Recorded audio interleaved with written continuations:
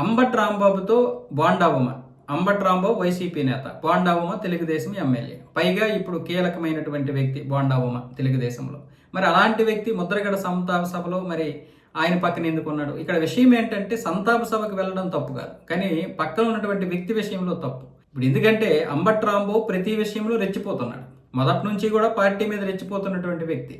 అంటే వాళ్ళ పార్టీకి ఏం తీసుకొచ్చడం పక్కన పెడితే తెలుగుదేశం అంటేనే కించిత్ గౌరవం కానీ కనీసం ఇంగిత జ్ఞానం కూడా లేకుండా ఇష్టం వచ్చినట్లుగా వాగుతున్నాడు కదా. మరి ఇలాంటి వ్యక్తి పక్కని మీరెందుకు వెళ్ళాలి? సంతాప సభకు వెళ్ళడం వేరు, ఆయన పక్కన నిల్చొని ఆయనతో సభను పంచుకోవడం వేరు. కాబట్టి దీనికి వెంటనే వివరణ ఇవ్వాలని చెప్పి చంద్రబాబు నాయుడు గారు ఏమొచ్చేసి అటువైపు పల్లా శ్రీనివాస్కి పార్టీ అధ్యక్షుడు, అలాగే పెద్ద అయినటువంటి నిమ్మల రామానాయుడు గారికి అయితే ఆదేశాలు జారీ చేశారు. మీరు వెంటనే వివరణ తీసుకోండి, లేదు అనుకుంటే ఆయన వివరణ ఇవ్వకపోయినా నివేదిక ఇవ్వకపోయినా తగినటువంటి చర్యలు కూడా మీరు తీసుకోండి, అవసరమైతే ఎలాంటి నిర్ణయం అయినా తీసుకోండి, ఆ నిర్ణయానికి అందరం కట్టుబడి ఉందాం.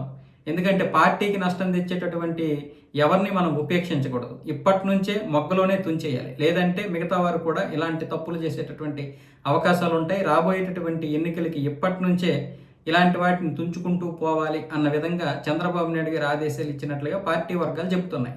దానికి సంబంధించి ఆయన ఒక బులెటిన్ కూడా విడుదల చేశారు, దీనికి వెంటనే వివరణ ఇవ్వాలి అన్న విధంగా.